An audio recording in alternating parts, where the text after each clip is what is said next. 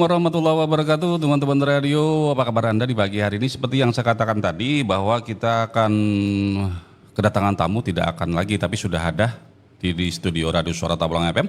Tamu kita dari BPBD Kabupaten Tabalong, Bapak Haris Pahroji. Ya, beliau adalah Kalak dari BPBD Kabupaten Tabalong. Assalamualaikum, selamat pagi, selamat datang Pak Haris, apa kabar? Baik, Waalaikumsalam warahmatullahi wabarakatuh. Alhamdulillah, kabar baik, sehat walafiat untuk kita semua. Alhamdulillah. Pak Haris, saya panggil dengan Pak Haris saja? Iya. Boleh ya? Baik, Pak Haris, seperti yang sudah kita ketahui, BPBD, Badan Penanggulangan Bencana Daerah ya Pak Haris ya. Kalau boleh tahu ini Pak Haris, sebelum kita berbincang-bincang lebih lanjut, kita juga mengundang Pak Haris, kalau ada pendengar radio yang ingin bergabung lewat kebersamaan ini, bisa lewat Facebook ya Bu ya. Ada Ibu Kepala Stasiun juga mendampingi kita di bincang-bincang kali ini. Atau Anda juga bisa lewat line telepon di 0813-4878-3112. Pak Haris, bisakah Pak Haris menjelaskan dulu apa sih BPBD ini Pak Haris? Kadang-kadang orang tidak tahu apakah BPBD itu identik dengan UPBS dan UPBS itu juga apa? Silakan dijelaskan dulu Pak Haris. Baik, terima kasih. Pertama kami ucapkan kepada Radio Suara Tabalong yang telah mengundang kami atau inisiasi dari kami untuk melakukan talkshow hari ini. Dan kami juga mengucapkan kepada pemirsa masyarakat untuk salam tangguh dan salam kemanusiaan. Jadi berbeda salamnya ini dengan SKPD atau PD lain atau instansi lain. Karena BPD ini punya salam tersendiri, yaitu salam tangguh dan salam kemanusiaan.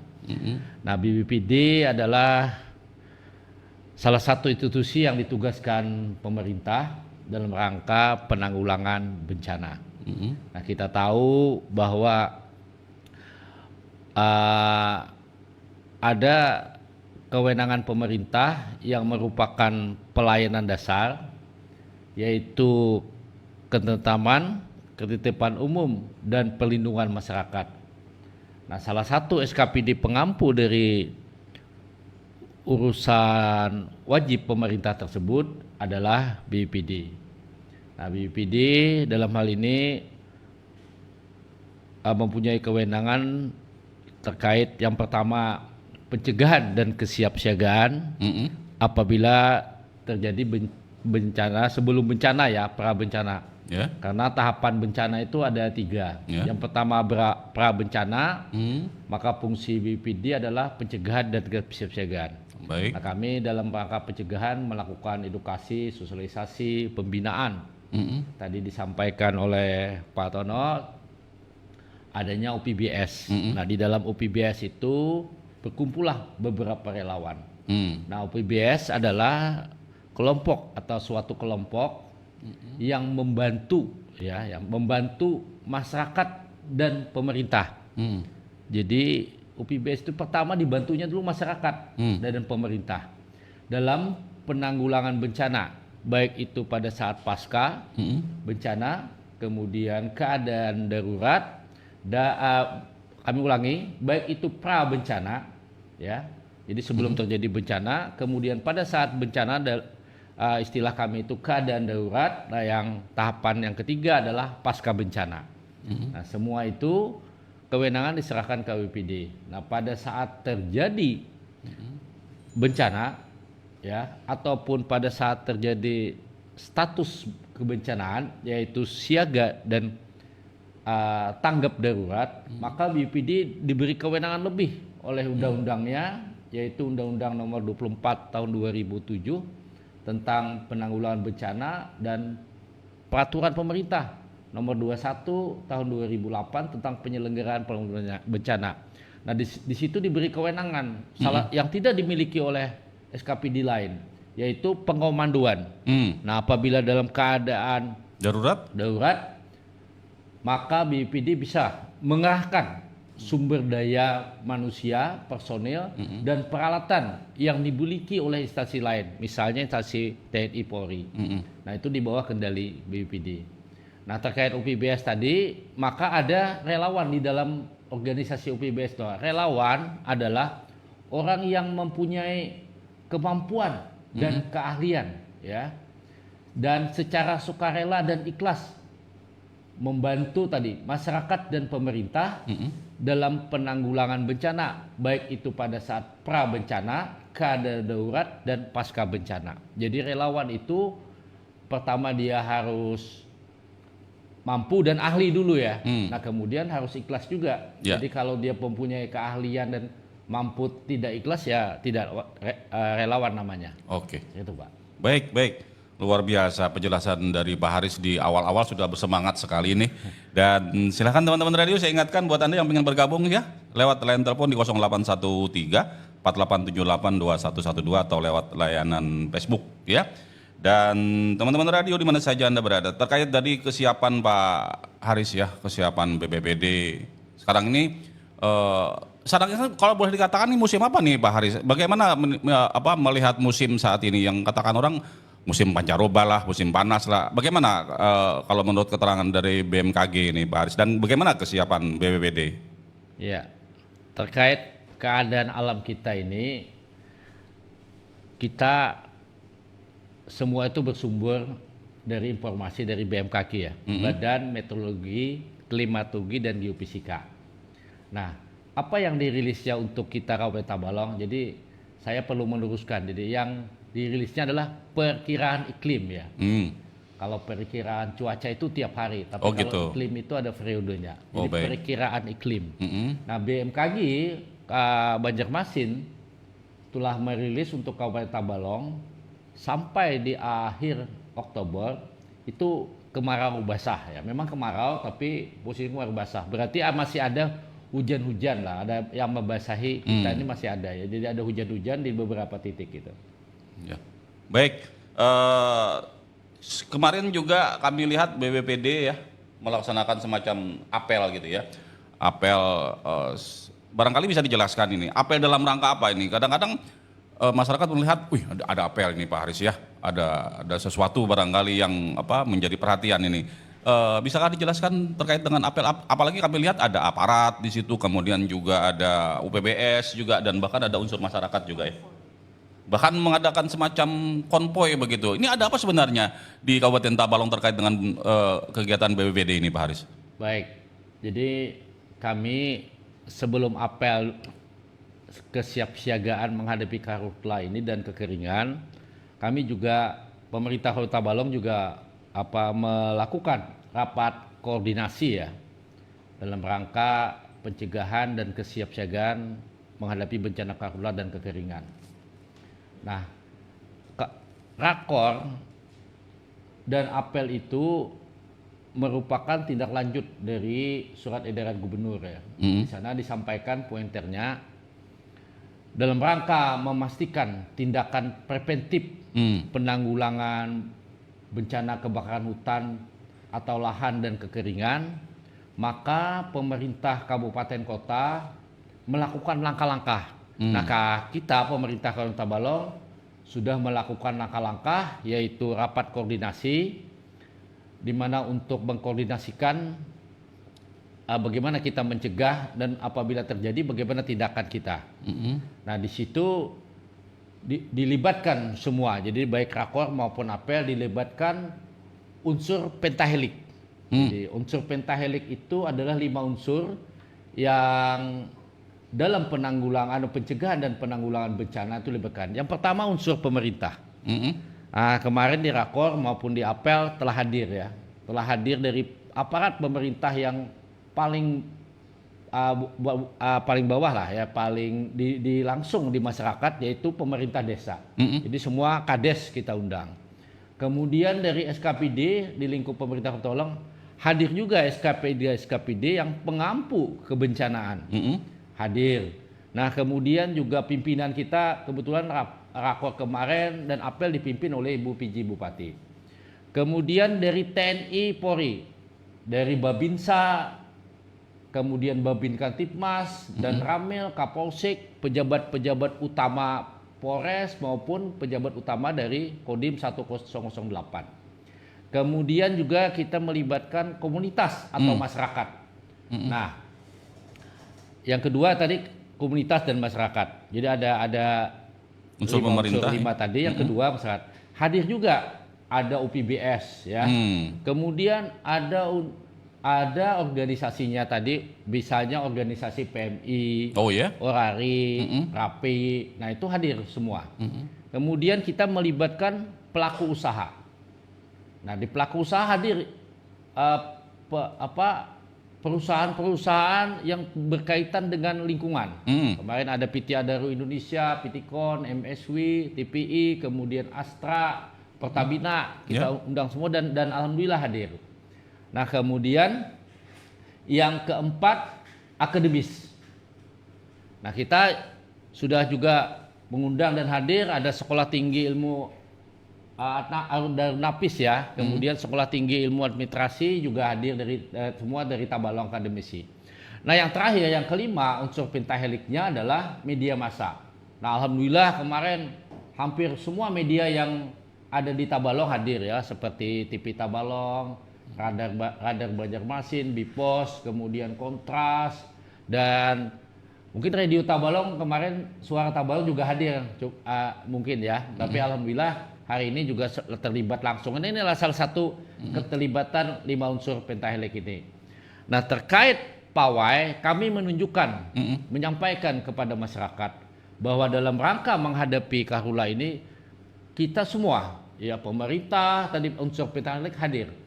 Dan itu kami menunjukkan bahwa kita kesiapsiagaan, bahwa personil dan peralatan insya Allah kita siap. Nah, nanti ada setelah itu akan ada tindak lanjutnya yang akan kita siapkan supaya kita itu siap. Contohnya adalah kita akan mendirikan pos operasi dan pengendali.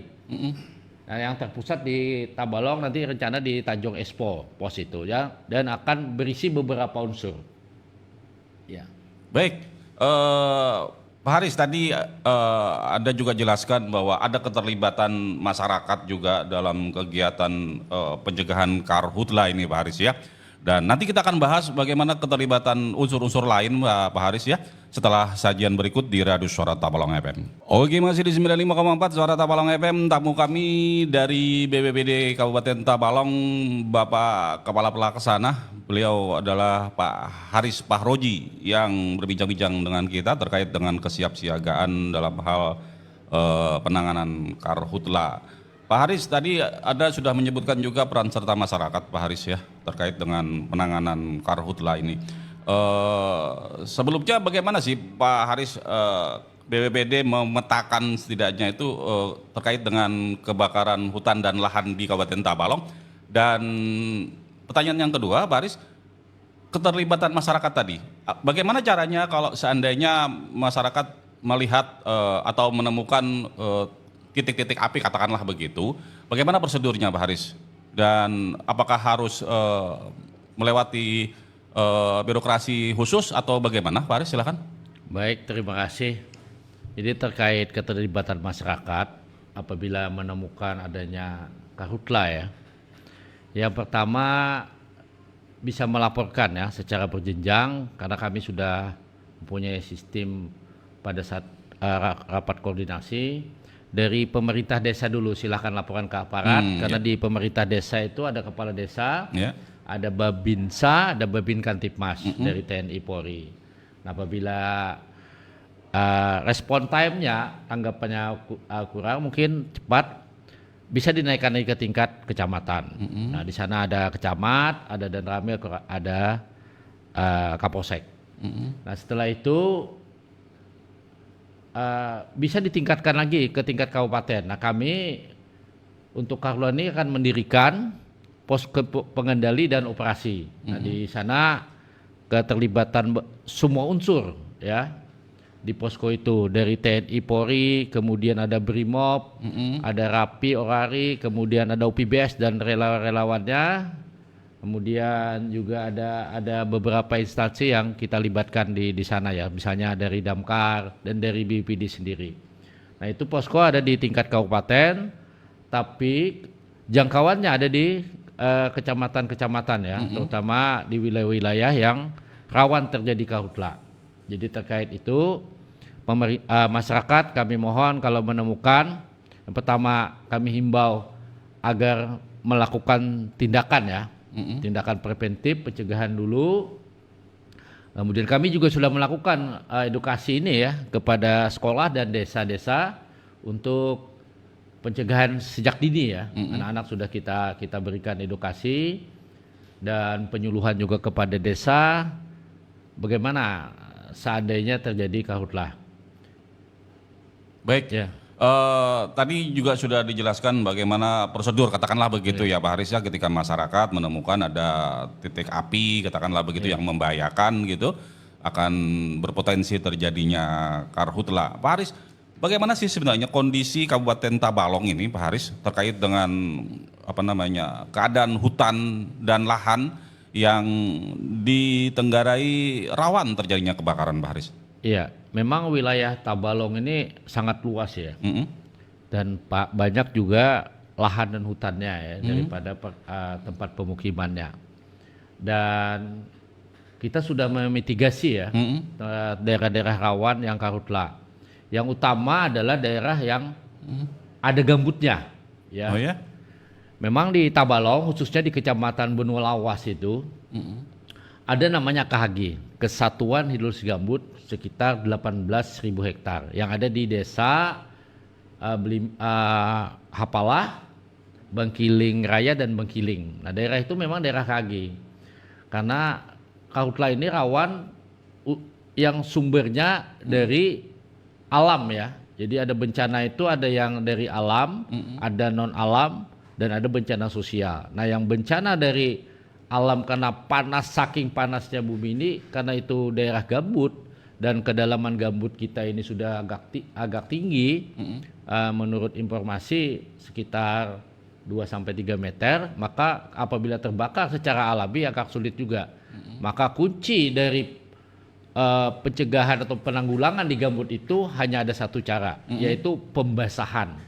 Nah kalau tidak pembasahan maka selamanya gambut itu akan terbakar selama hujan tidak turun. Nah kemudian kita juga memitigasi hutan-hutan yang rawan ya, rawan dibakar ya, bukan terbakar. Rawan karena dibakar karena adanya upaya untuk membuka lahan itu. Ya, untuk perkebunan misalnya. Perkebunan, lahan, pokoknya untuk yang berladang lah. Berladang ya, Iya. betul. Nah itu sementara ini kalau tidak ada laporan dari masyarakat, maka kami mendeteksi hotspot ya, panas itu karena akibat hotspot bumi ya, panas karena bumi, atau hotspot karena api ya, terbakar.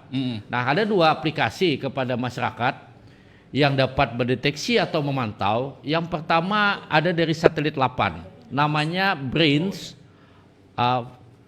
Brain Fire Hot ya, Brain Fire Hot. Itu bisa di website langsung. Yang kedua yaitu dari 8. Yang kedua ada namanya Sipongi.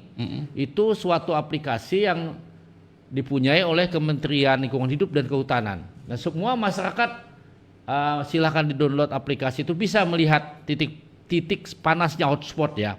Tapi hotspot itu bisa jadi titik panas karena panasnya bumi ini atau titik karena api dibakar ya.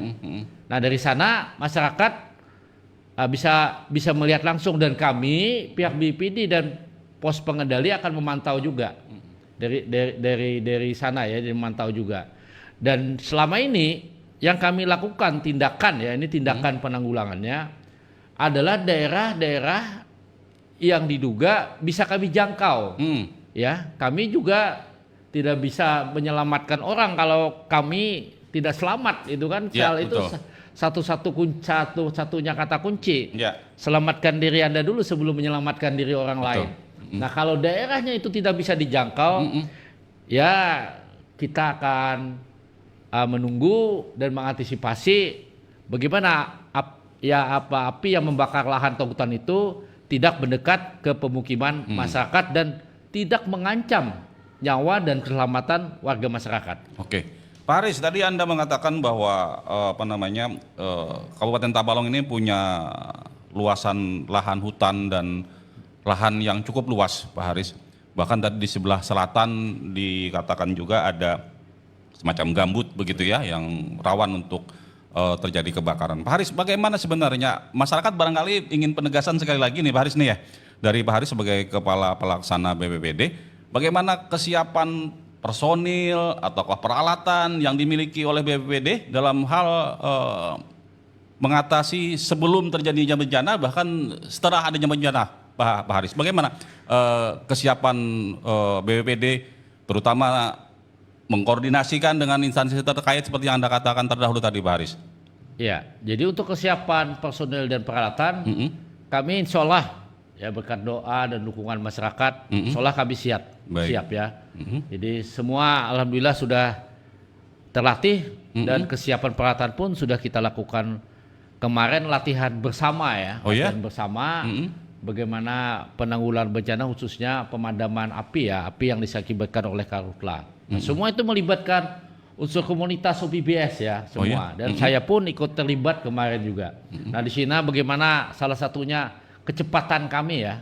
Jadi pas ada respon time kami terhadap laporan-laporan masyarakat yang masuk. Nah saya mohon izin mengulangi, apabila tadi nanti terjadi lagi dan tidak secara berjenjang, respon time-nya agak lambat, maka silakan kepada masyarakat untuk menghubungi panggilan darurat BPBD atau emergency call-nya BPBD ke nomor 0822 1010 7129. Diulangi Pak Haris? Kami ulangi ya kepada masyarakat apabila menghadapi bencana ataupun ada gejala tanda-tanda bencana, semuanya lah, tidak hanya karhutla ya, apapun kecelakaan, kemudian yang mengancam nyawa dan keselamatan masyarakat, maka kami akan melakukan evakuasi dan penyelamatan.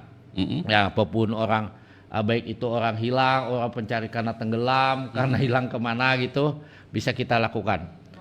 Nah, ke emergency call-nya BPD Kabupaten Tabalong 0822 1010 7129. Itu 24 jam respon time-nya, kami sudah punya SOP, paling tidak kami tanggapi paling lambat 25 menit ya, 25 menit. Dan kalau tergantung jarak, nanti kami sudah mempunyai kepanjangan, ada garda terdepan, ujung tombak BPD itu namanya OPBS yang ada di kecamatan, di desa bersama relawan-relawannya. Oke, baik, nanti di share saja Pak Haris terkait dengan nomor-nomor yang untuk mengatasi kedaruratan tersebut. Baik Pak Haris ya.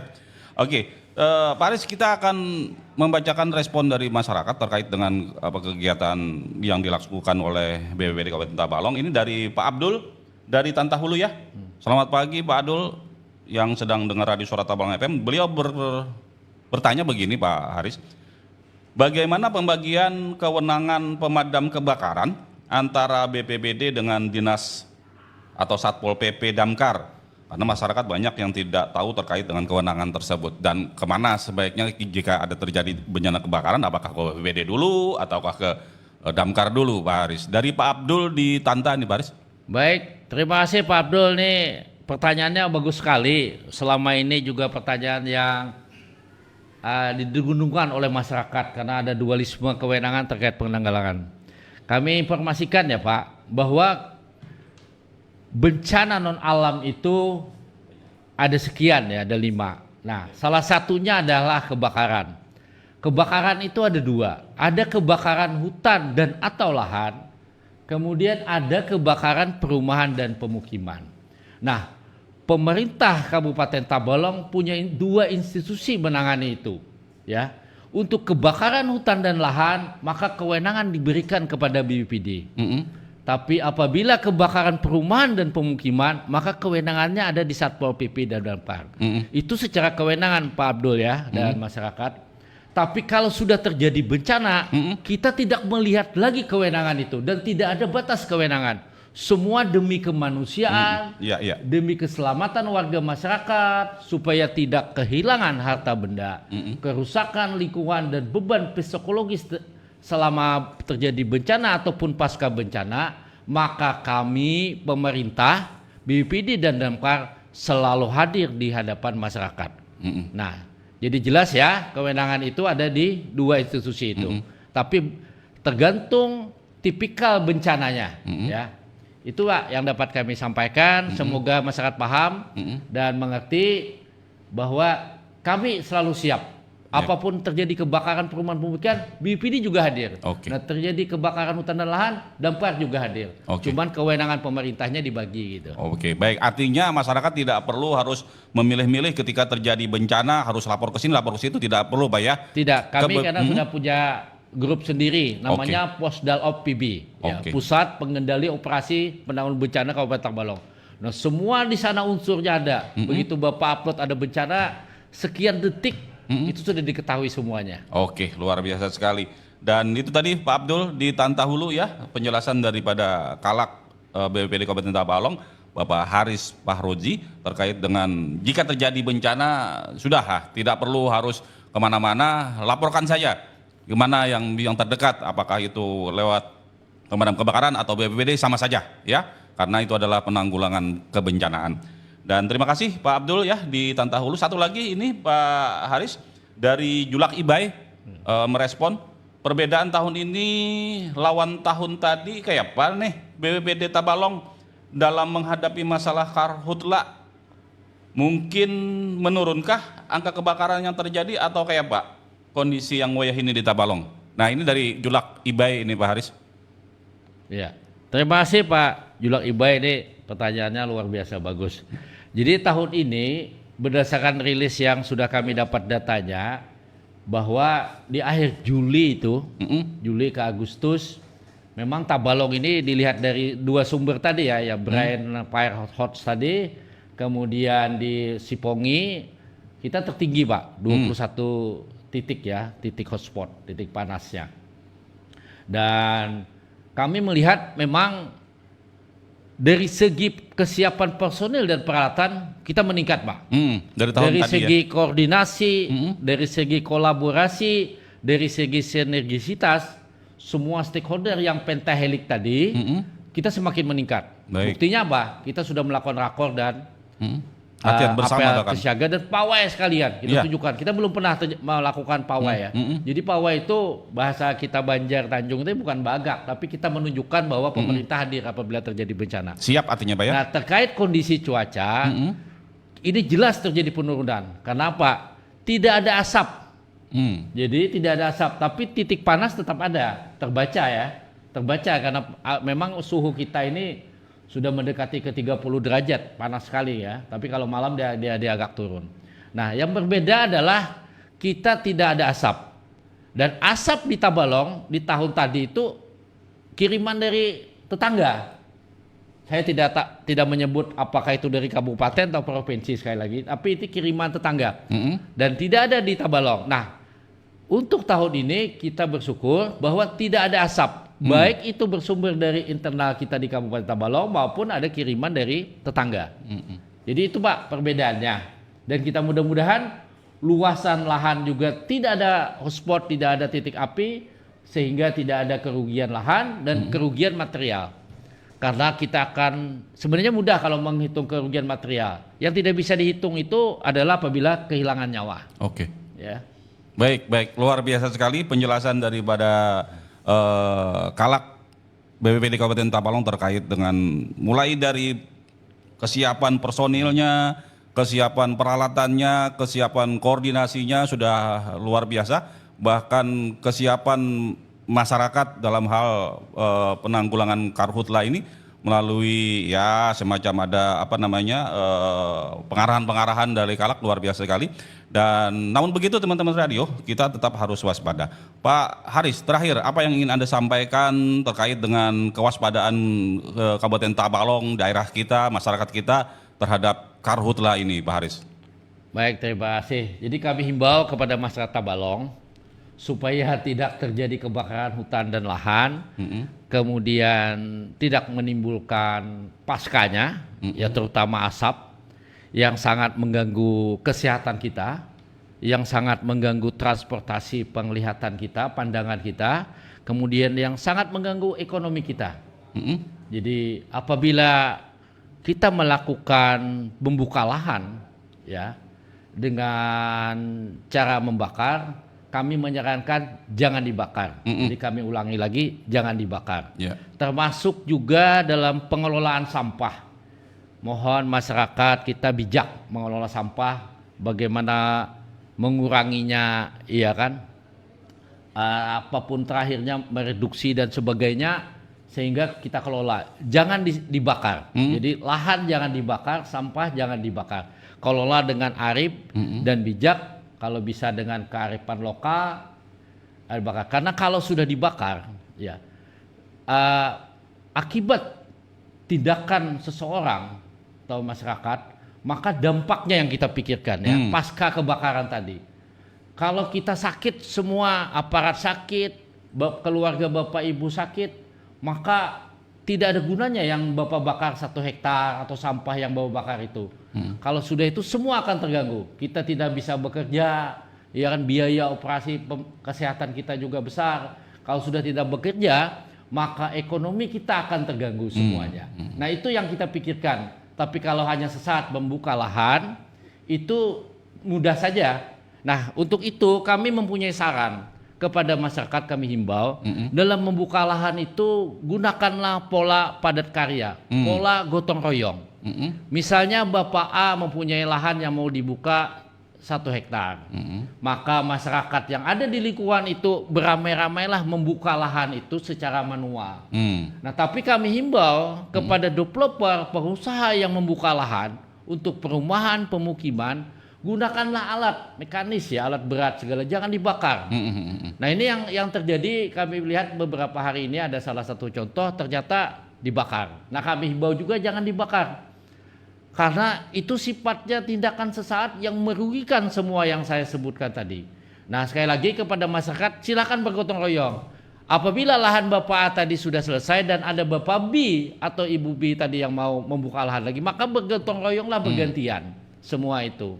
Karena kita akan berusaha menciptakan namanya katana, keluarga tangguh bencana. Begitu keluarga kita, beberapa kakak kita tangguh, maka kita akan tingkatkan menjadi destana, desa tangguh bencana. Nah di dalam satu kecamatan desa itu tangguh, maka kita akan naikkan menjadi kencana, kecamatan tangguh bencana. Kalau kita sudah tangguh luar biasa, maka damailah Bumi Tabalong Sarabakawa ini dari ancaman bencana. Oleh karena itu kita kenali bencananya dan kurangi risikonya. Haris Pahroji, Kalak BPBD Kabupaten Tabalong, terima kasih telah bersama kami di kesempatan kali ini dan terima kasih telah memberikan pemahaman terkait dengan kebencanaan di Kabupaten Tabalong. Teman-teman radio itu tadi bincang-bincang kita dengan BPBD Kabupaten Tabalong. Jangan kemana-mana, kita masih akan terus menjalin lagi. Nanti insya Allah kapan-kapan main-main lagi Pak Haris. Siap. Ke Radio Suara Tabalong FM terkait dengan hal-hal lain yang ditangani oleh BPBD. Sekali lagi kami ucapkan terima kasih kepada BPBD Kabupaten Tabalong dan Anda yang telah bergabung di 95,4 Suara Tabalong FM. Inilah baik, Suara Tabalong FM. Baik Mas Todo. Ya. Ya, terima kasih sekali lagi.